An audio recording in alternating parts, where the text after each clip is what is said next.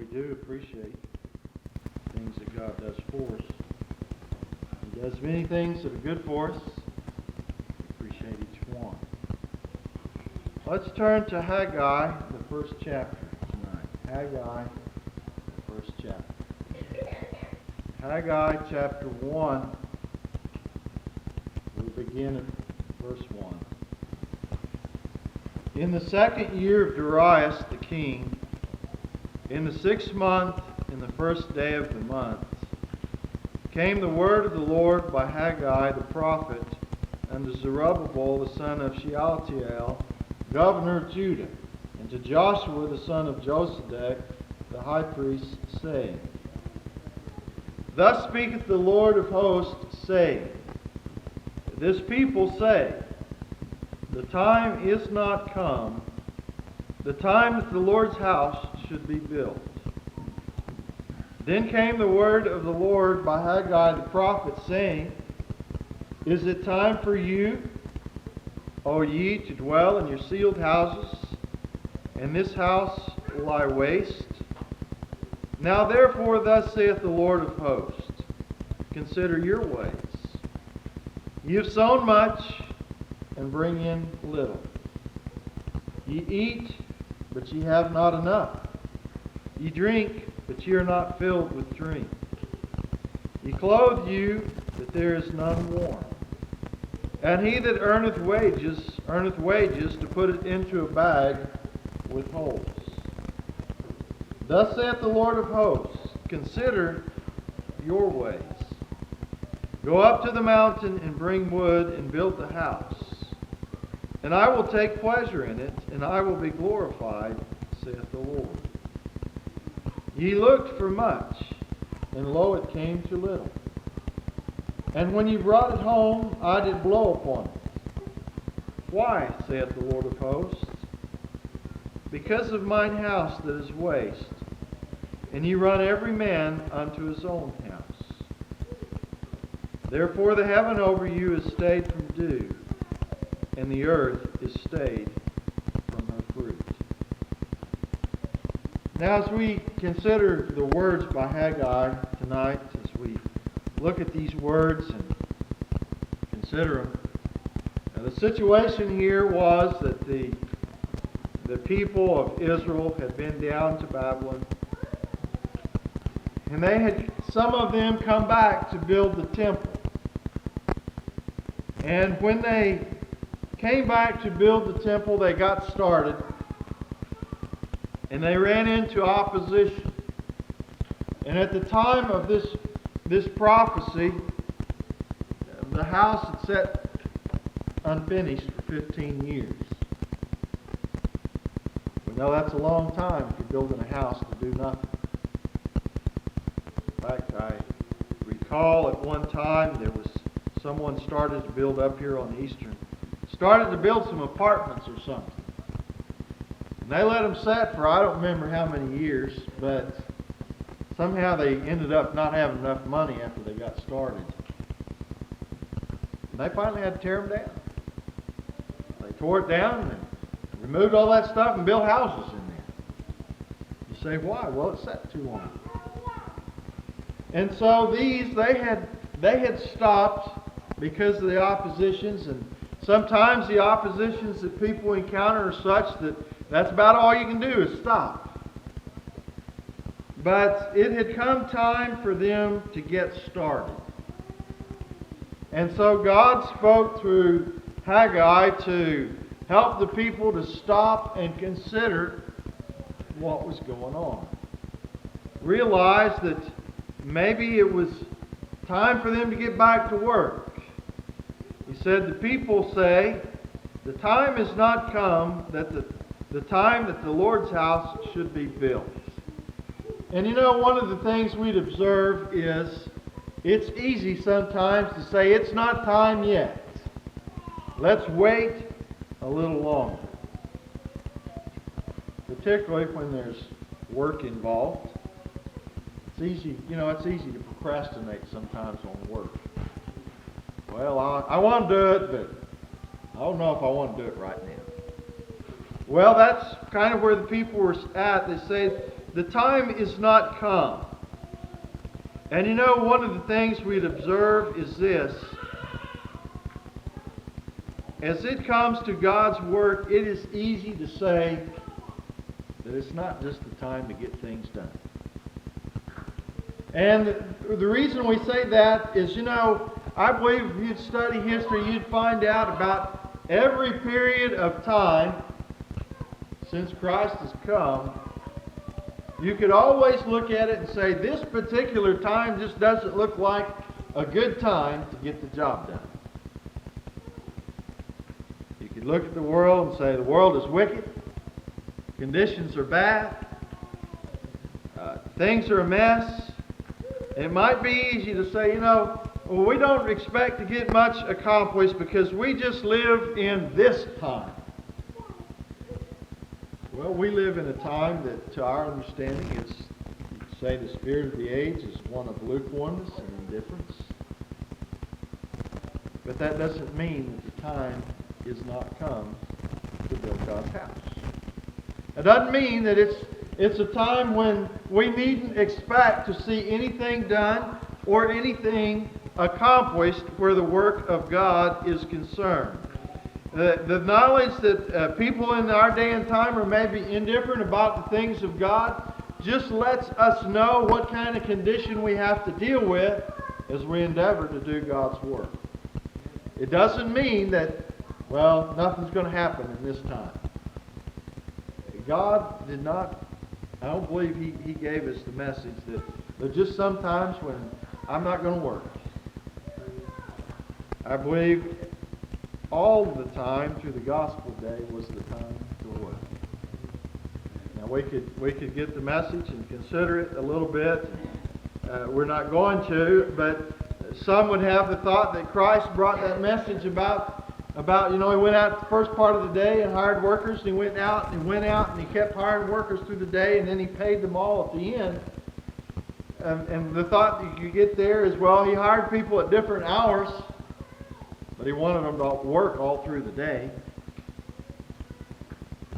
But however we think upon it, we want us to realize that our time, just as any other, is a time to do God's work.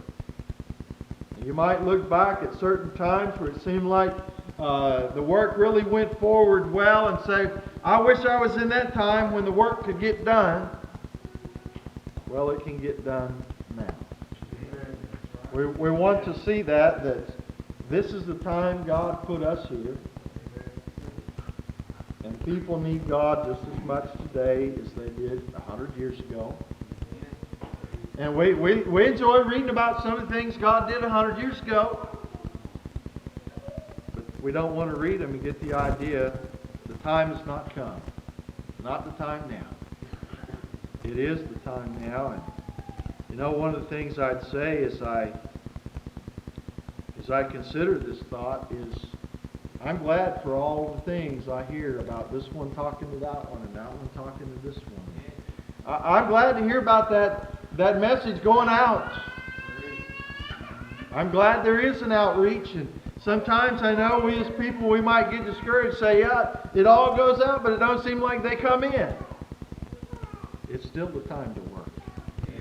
Don't be discouraged. Keep putting the message out. Keep inviting. Keep encouraging people to come, and one of these days, it'll get through to them. You know, I think about it. You hear requests for prayer. This one's having trouble. That one's having trouble. This one's going through. And we're glad for every case where someone comes in and says, you know, pray for my neighbor. Pray for this one. We're glad to hear that. And we just wish that as God works in people's case, that somehow the message you get through that, you know, there's something here for me and God, and I need to go check it out. If people's situation is such that their life is falling apart and God kind of brings it together for them, we'd like for them to get the message that, you know, if you just really turn yourself to God, He'd really bring it together for you. It would be even better than what you've experienced up to now. But we want us to see the time is not always going to be some future time.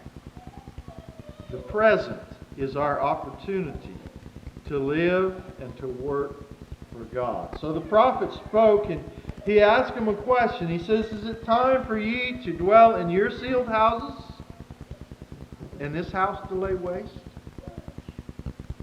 And as we continue through this, I looked into that thought of sealed houses. Now, first thing I observed is that every house I was in had a ceiling. But it's not exactly just talking about ceilings. Though back then there might have been some of them lived in houses without ceilings. I've been in buildings like that. I've been in some camp meeting buildings like that. You just saw the rafters. And some you saw between the shingles and saw the sunshine. But he was talking about sealed houses. This has to do with houses that were overlaid with very fine stuff. They had, they had paneled the walls, fixed it up all nice. The thought we see here as we consider what he's saying is it time for you to have a nice house and God's house go begging? And that's a real thought as he asks this question. Is it time for you to have a nice house? Well then, why isn't it time for God's house to be a nice house? Well, that is something to think about. We think about it and we realize this is just a building to meet in. But it would seem a little strange if people all lived in these big fancy mansions and they met in this little rundown building in the poor side of town. People would look on and go, there's something wrong with this picture. Don't they love this house? Why have they all got these big fancy mansions and the Lord's house is a shack? Well, that's what he was asking them. He says, if it's time to dwell in your fine houses, why isn't it time for God's house to be fine? And certainly that is something for us to consider. If it's time for us to pursue our interest in the things that matter to us, why isn't it time to pursue God's house? So he said, consider your ways. And certainly we think about how he speaks of these things, and we'll see how it ties together here in a minute. But he says, consider your ways. You sow much, you bring in little. You eat, but you're hungry. You drink, but you're thirsty. You clothe you, but your clothes must not keep you warm. And you earn wages, put it in a bag with holes in it. I tell you what, things haven't changed. You earn wages, you put them in a bag with holes in it. You say, what? We live in the day of, it's nice to learn about accounting. We live in the day of cash flow. You want to manage the cash flow. It comes in and it goes out. And you hope that it comes in as fast as it goes out. Well, sometimes in this country it goes out faster than it comes in. And that really gets bad. But he said, you've done all these things and it just seems like it came up lacking. He says, go to the mountain, bring wood, build this house, and I'll take pleasure in it and I will be glorified. You looked for much, and lo, it came to little. The thing we see is this: if we really don't get committed to God, it's going to come to little. We got to put something in it, or it's not going to amount to anything. We realize that if we're just living our life and God is just an adjunct to it, that it's going to come to little. You needn't expect to see great results when you put nothing into it. This doesn't happen. So here, these people, here, in focusing all your attentions upon yourself. Real prosperity comes when you put your life in line with what God would have it to be. God can really bless you when things are given to Him that way. Sometimes people, they maybe tighten up on God. They don't really give themselves to Him like they should. And prosperity's not in it. You say, well, I'm just trying to get it all and really prosper. Well, if you really want to prosper, give yourself to God and let Him prosper. That's where real prosperity is found, and we don't say that in the vein of the prosperity gospel that if you'll claim God, you'll be rich. That's not exactly the message. But the message is, if you really want to find contentment and happiness, satisfaction, you want to have a wonderful home, commit yourself to God. And then God can bless you in it. And God can supply your needs. And yeah, you say, I earn money, but inflation and the price of gas is going up so fast, it seems like I can't hardly afford anything yet. God can prosper you. Maybe He'll help you to find the things you need so you don't have to drive so far. He does things different ways. Sometimes, if we're not careful, we'll ask and say, God, do this. Give it to me for free. Well, maybe He'll just give you the money to buy it at full price. Did you ever think about that? See, sometimes we ask for the wrong thing. God, give me this thing for free. Well, maybe He'll give you a raise. And you can just afford to pay the full price. Or maybe He'll work it out some other way. We don't want to limit what God can do. But we realize that if we really want the blessings that we can enjoy in life, we need to give ourselves to God. Build His house and let Him build our house. Certainly we think about the message on family, and there's much to be said about family, but I'd say this: commit yourself to God, and He can make your family situation a whole lot better. A whole lot better. He can work some things out there. We think about it when we hear about people with divorces and such as that. We realize that the problems can be resolved if people turn to God. One of the thoughts we even had this thought before we came to church, is we hear a lot about jihad in our day and time, about this fight and struggle.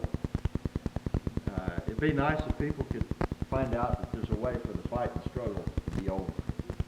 For them to get the victory in their soul, and it would not always have to be a total fight and struggle.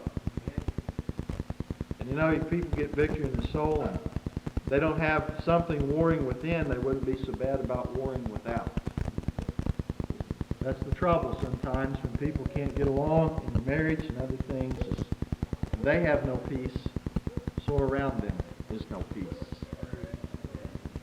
So if people really want to build their own home, our thought would be focus also on building that which is of God. We go to 2 Samuel, the 7th chapter.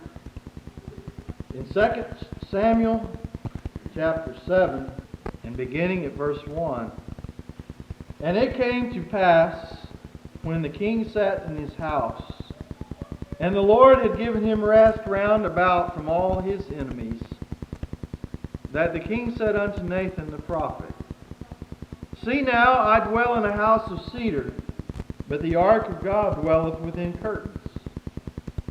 And Nathan said to the king, Go, do all that is in thine heart, for the Lord is with thee. And it came to pass that night that the word of the Lord came to Nathan, saying, Go and tell my servant David, Thus saith the Lord, Shalt thou build me build an house for me to dwell in?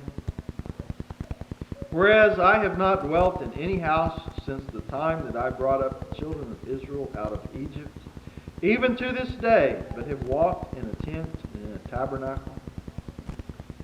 And in all the places wherein I have walked with all the children of Israel, spake I a word with any of the tribes of Israel, whom I commanded to feed my people Israel, saying, Why built ye not me an house of cedar?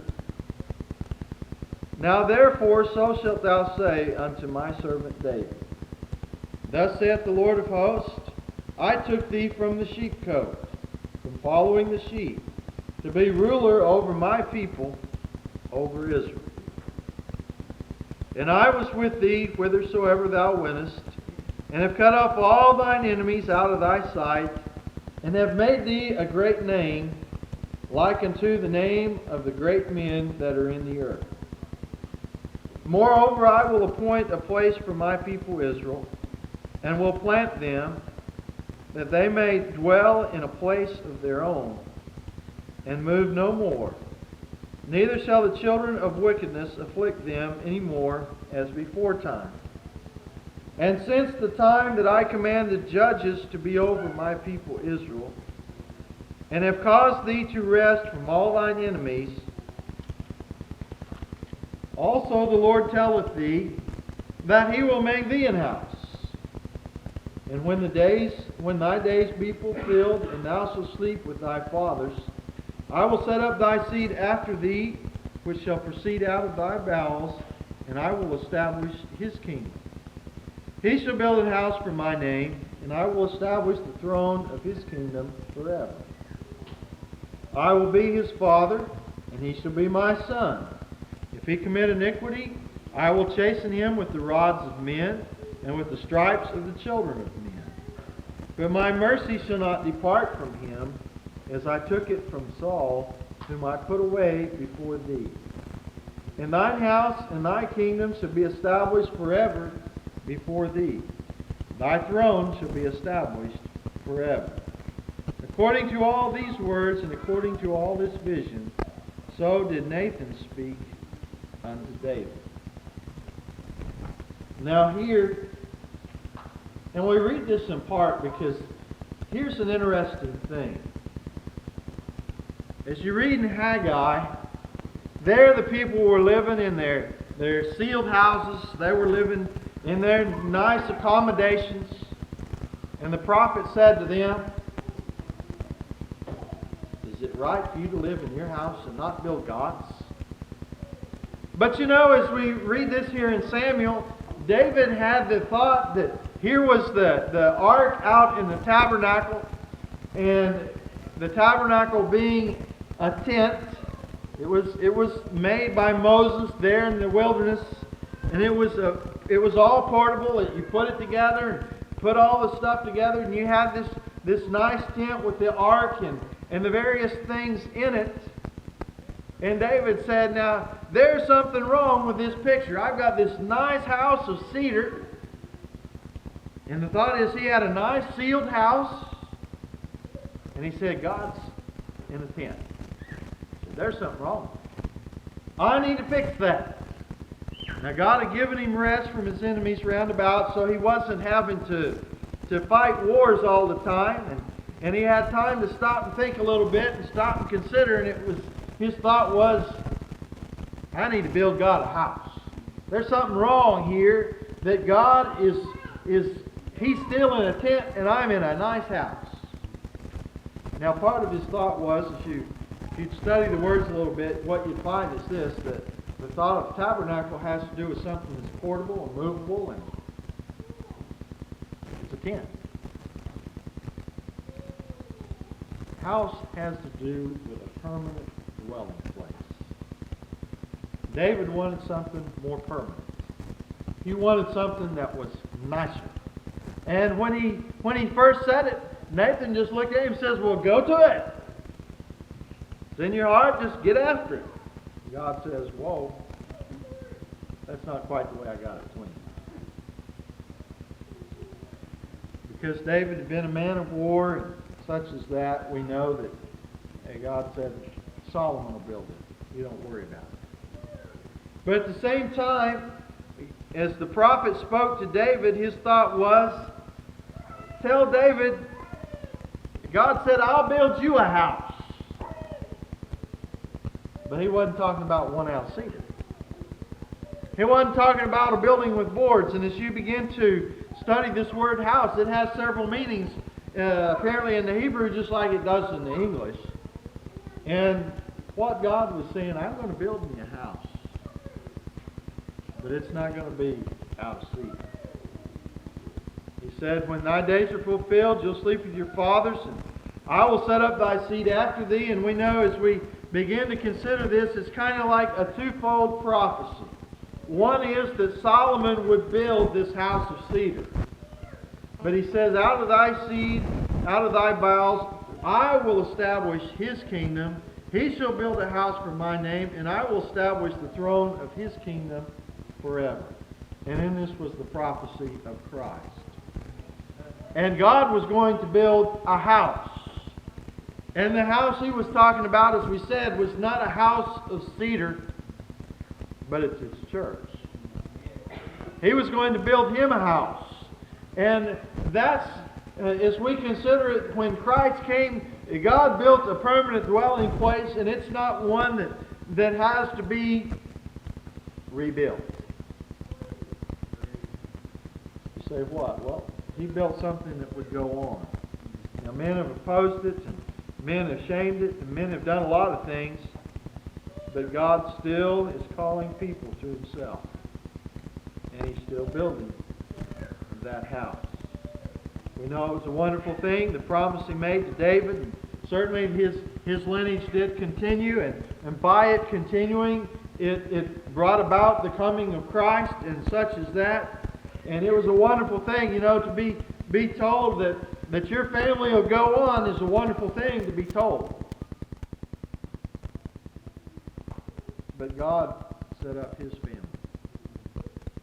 And we're thankful tonight that we can be a part of his family. And tonight, as we speak of building the house, that is the house that we as people today should be concerned about building.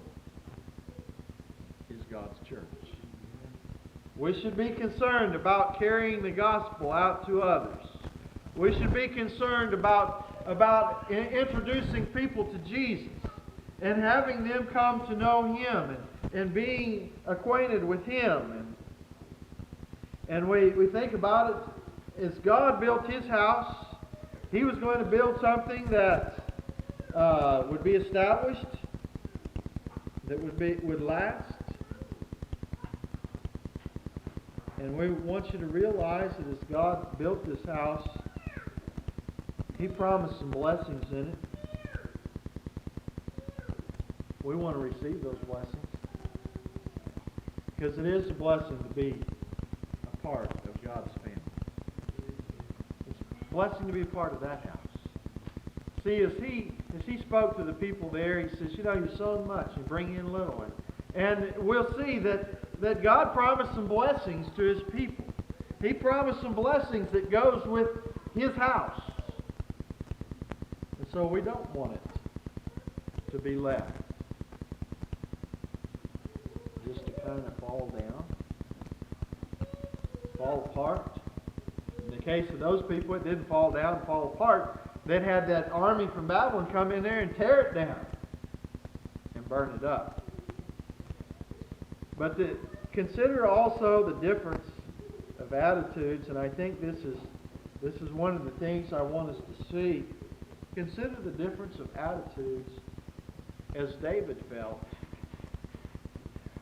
and what Haggai was dealing with. Now the thought within David's heart is, I want to do something. Let's get at it. Let's build God a house. It don't seem right to me that God's house should go begging. It don't seem right to me that he should be in a tent, in something that it doesn't seem lasting. It doesn't seem permanent. But the prophet Haggai was having to say, hello, people. Hello? What about God's house? We don't want to be that way. We want to be like David. I want to make sure that God's getting the best. I don't want to feel like that it's all right for me just to enjoy the best and give nothing back to God. David had a desire to give back. He had an interest. He He was wanting to build a house, and God wasn't saying build it. And yet in Haggai's day, the prophet had to speak to the people and say, folks, it's time. What are you waiting on? Let's get moving. Let's get into this thing. So it needs to be with us. We don't want to be such that someone has to get to us that way and say, let's get moving. But let's get our heart in it and be such that we're like David. I want to do something here. I want to give to God because He's blessed me so. We look at 2 Chronicles, the 3rd chapter.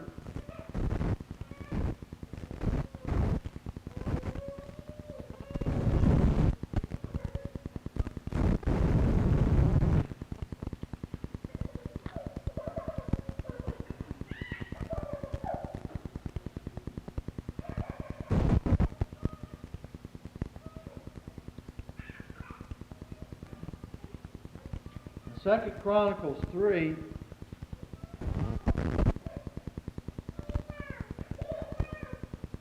beginning in verse 3, it says, Now these are the things wherein Solomon was instructed for the building of the house of God.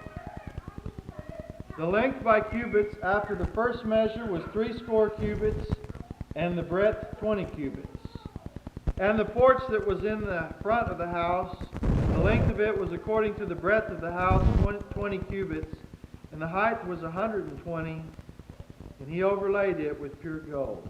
And the greater house he sealed with fir tree, which he had overlaid with fine gold, and set thereon palm trees and chains. And he garnished the house with precious stones for beauty, and the gold was gold of Parvaim.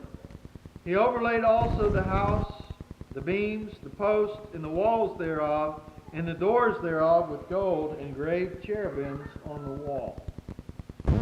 Now what we want you to see here in part was the original house was a sealed house. Solomon, when he first built that temple, he didn't spare any expense. He didn't just go, well, let's see, a good shed will work. He was trying to build a house that really honored and glorified God. And so it was in part that the prophet was saying, you know, look, you're back where it was when we started. You've got the sealed house, you've got the wonderful things, but what about the house of God? Shouldn't it be that sealed house once again, that one that's overlaid with all these fine things? Made to be what some would say, I guess, about the temple, if it had still been standing, would be one of the wonders of the world. A very ornate and great piece of work. Well, that was what David had in his heart to build. You know, sometimes it's good for us to be, just as the prophet Joel said, such that we dream dreams, see visions. You know, I believe one of the things the devil would like to do as he comes against us as the people of God is to take away from us that dream and vision. That God can still do a work.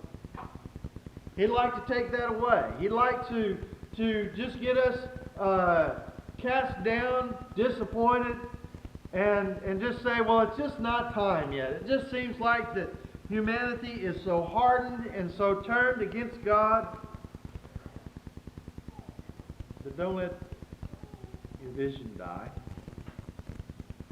Don't let your dream go, because God can still do a work today.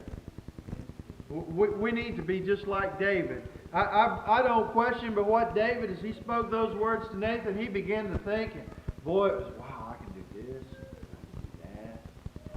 Wouldn't this be neat? I'll get plenty of this. You know, I'll get plenty of cedars. And if I understand it right, David did do some work on getting the materials together. He wanted good stuff. Well, sometimes it's good for us to have that dream. God could still, we could see people getting saved.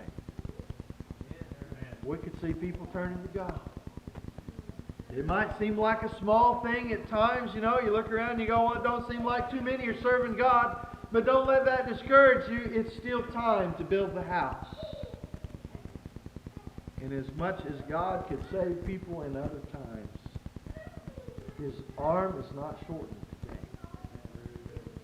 Say there's so many things that we compete with. Well, there are many things that we have to compete with in the sense, I read something that's been a while back. It was talking about how that it seems like you got every medium man could hardly ever dream of to talking to people today.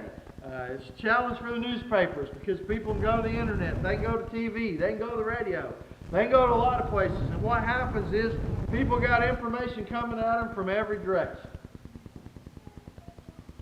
And the advertiser says, how in the world do I get my message heard? Well, we're in the same boat a little bit.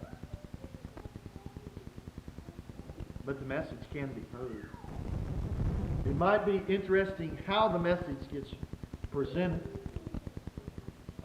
I think about the problem Robin and them had with their van, but he talked to at least 2 people in the problem. Now that may be how the message gets heard. Something comes up and you get stuck in a wrecker with someone riding for 100 miles. But the message can still be heard. And that's what I want us to see. We could get such that we go, man, humanity's swamped today. We're competing with everything. Well, I believe the personal touch still probably outweighs a lot of them. You say what? You're personally talking to someone. It's interesting how often that does get heard. Why? People, one of the things I'd say, we live in a day and time, maybe not all of you encounter these, the day and time of blackberries and some of that. And you will talk about wanting to be heard. Would you put that thing down so I can talk to you? Put it away. Get that electronics out of your hand. I want to talk. There are places where it seems like you have a tough time being heard, but personal touch still can carry the message of the gospel. Oftentimes I fear that part of the reason people say it's not time is because we'd like to do it without the personal touch.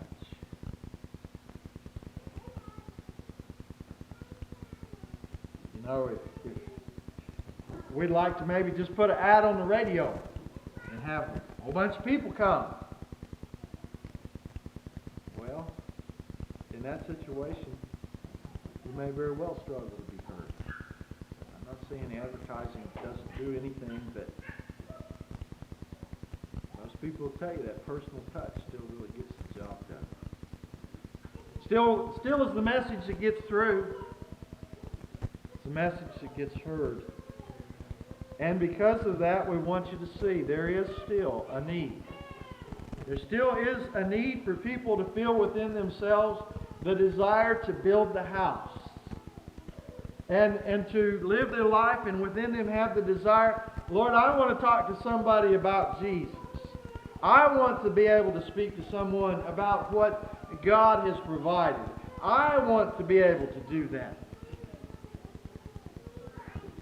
And where we have that desire within, where we can overcome that feeling the devil brings, say it's no use. You overcome that. Amen. Overcome that. The devil will bring that feeling and say it's no use, nobody wants it. Overcome that. Listen to what people are saying. Somebody wants something when people are saying, I got a trouble, will you pray for me? They want something.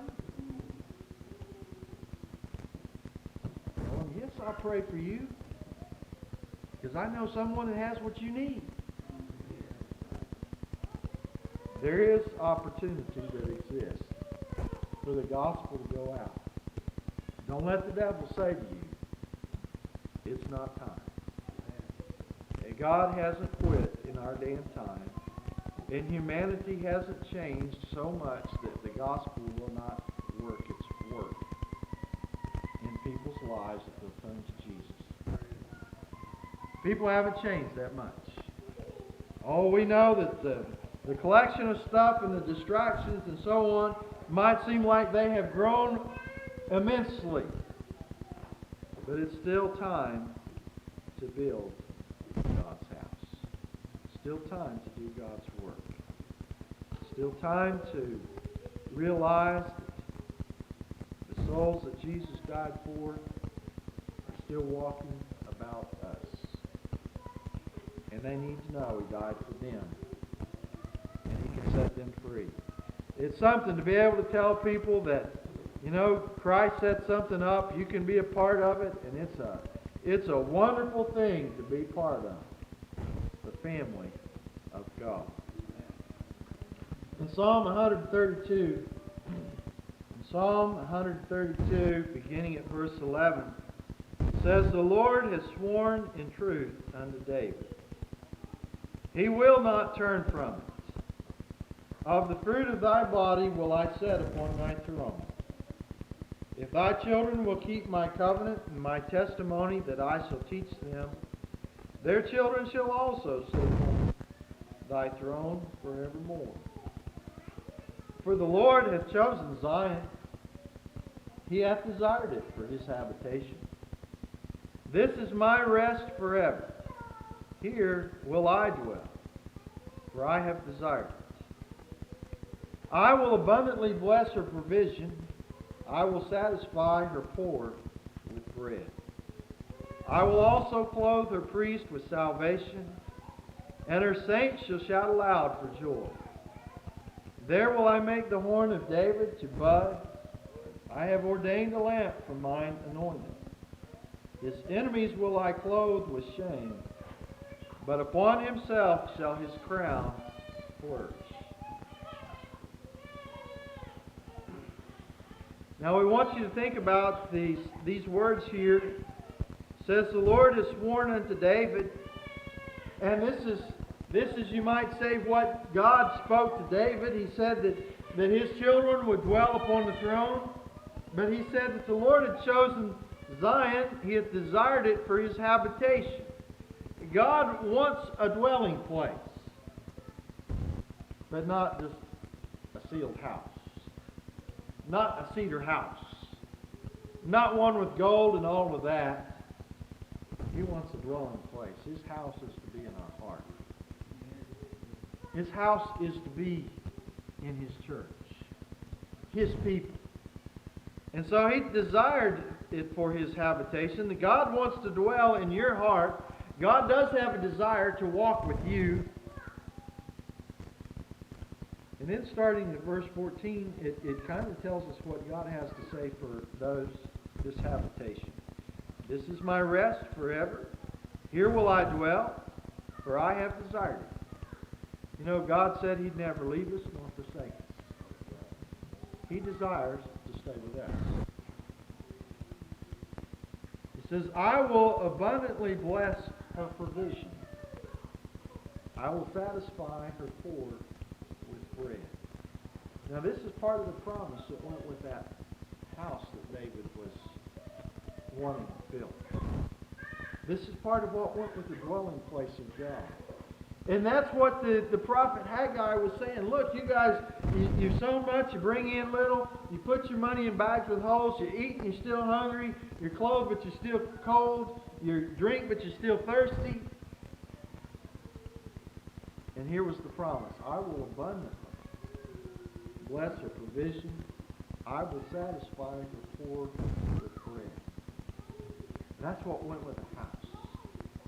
And he was saying, so why aren't you building the house? Things are lacking. Things are needy. Things are coming short of what they could be. So why aren't you building the house? God has promised abundant provision for His people. There is a blessing that comes to us when the house of God prospers. There's a blessing for us. So why wouldn't we want to build it? Why wouldn't we want to put into it whatever it takes? There's a blessing there for us. We think about it, some of the most wonderful times we have enjoyed in life. When we've seen people really moved by God and seen people seeking God. It's a wonderful thing when you see people get saved. It's can we say it? It's to the house of God what a new baby is in the family. And I don't know too many people that gets a new baby and goes, "Oh, it's me." And after a month or two, they may be going, "I'm tired of it." I understand about that. But most people are really thrilled when they get their new baby. And when you work to build the house of God, there is a joy in it. There is a blessing. It does something that feeds us. It's not just a matter of, men do programs and all of this, and I look at that and I think, man, how that misses. They do programs and stuff, see if the people on the north side can beat the people on the south side. Who brings the most folks? Stuff like that. That misses it so far. It so far misses it. Why? Because there's no blessing in that. Just having a crowd. Just let's see if you can bring more than you can bring. And, no, that's not what this is about. This is about there's a blessing that we can enjoy when, I tried to help these people and their life was all falling apart, and look how it's coming together now. Boy, isn't that wonderful? It's a blessing to us. It helps us when we see people find God and begin to prosper. There's a benefit in building the house. It says God will abundantly bless for provision. And I think that we need to see what Haggai saw. Folks, we could just say it's not time and miss out on so many things. And just be lacking because we didn't put into the house. Well, the prophet says, go get some wood and build this house. And see if it don't take care of the problem. Go up to the mountain, get you some wood, get started. He didn't say they wouldn't encounter any difficulty. They did encounter some difficulty. Haggai and Zechariah and those prophets, they spoke to the people and they got them stirred and they got them working. And the ones that opposed them before showed back up. They showed back up and they said, "What do you guys think you're doing here? Who told you to do this?" And one of them had the courage to speak up and said, "Cyrus told us to come build this house. We're doing what we're supposed to be." So they sat down, the opposition sat down and wrote a letter to Darius and says, "Well, these people say Cyrus told them to do it, but we think they should stop." Cyrus checked it out. Darius checked it out and he said, "Well, he did. You guys get at it." They could build the house. Once they got the courage to do it, they could build the house. And God can do a work today in the hearts and lives of men if we'll have the courage to be workers for Him. That's really what it comes down to. We can become discouraged, we can become disappointed, and maybe you've put time and effort in trying to help somebody and it seems like they ended up going back to the same old hog pen. Don't be discouraged. Don't let the devil tell you it must not be time, because they went back. It is time to build God's house. It is time to put into His. Certainly we can work on our families, and I'm glad when I see people building good families, strong families, raising kids and teaching them right. And that can build a church in one sense. That you can, in a thought, you can see a church replenished if everyone just had plenty of kids and they all grew up and loved the truth. But that's not where it stops. Don't be content just to build your house. Don't be content just to work on my family. Work to build God's house. That family of God. If you see someone that needs help and they need God, if there's a door open, and I'm not saying we go grab people by the collar and say, you need what I got. No. But there's plenty of folks around you for a personal touch. You touch a heart, touch a soul, touch a life, and you can do a work to build God's house. It's still time to build the house. It's still the season for God's work to be done. Don't let the devil discourage you. Don't turn aside. Don't get so wrapped up with life. It's my own little project that I don't have time to do the work for God. Because God has a work to be done in our day. And God's arm's still strong. He can still save. Sometimes you might even, God might give you some material. Now, we build houses, and sometimes anymore, it's hard to get good boards. You get some of that material, you go, man, this thing is so warped. I can't put it in a wall. I might put it in a rocking chair. And that's all you can seemingly get down at the lumberyard a lot of times. Man, don't they get any good trees anymore? Well, I heard about how they make lumber, and it doesn't surprise me after I heard some of the things they do to try to get as much board out of a tree as they can. That's why the ones down there look so poorly. But as you look at some of the material that God might send your way to use for God's house, don't say that board is too warped to be used. People might be at the very bottom. But that might be where the personal touch will do some good. That might be that board that, now, I've got some of those warp boards, and I sawed them in pieces about that big, and I could use them for where I need pieces about that big. Well, that one that you go, I don't see how God could straighten this mess out. And God could straighten that mess out. And use that to build His house. Don't be discouraged, whatever shape people are in. Just be faithful. To do a work for God and to lift Him up in the opportunities that He sends your way. But we want to. We want that to be us. We'll work for Jesus. And sometimes we say that, and maybe you picture, oh man, I'm going to be, sweating and straining. No, working for Jesus don't have to be exactly that way. We will work for Jesus. It can be a natural thing for us to work for Jesus. Just talk to people. Send someone your way. Just be friendly to them. Be kind to them. But have within your heart that desire. I want to share with them what Jesus has done for me. And just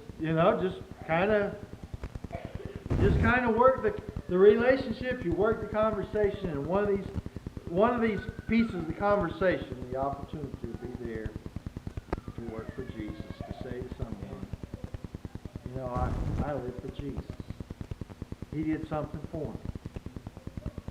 And maybe, it'd be just a short statement. It might be a long talk. But we will work for Jesus. Our heart should be in His church, His work, and lifting Him up where we can. We're all different, and I realize some people meet different people every day. Anymore, I don't meet a lot of different people every day. I go sit in the same little space with the same 2 or 3 people. But I want to be faithful for Jesus there. And those I pass in the halls and stuff, I want to be friendly. We will work for Jesus because we have a desire to. We have a want to. We want to build.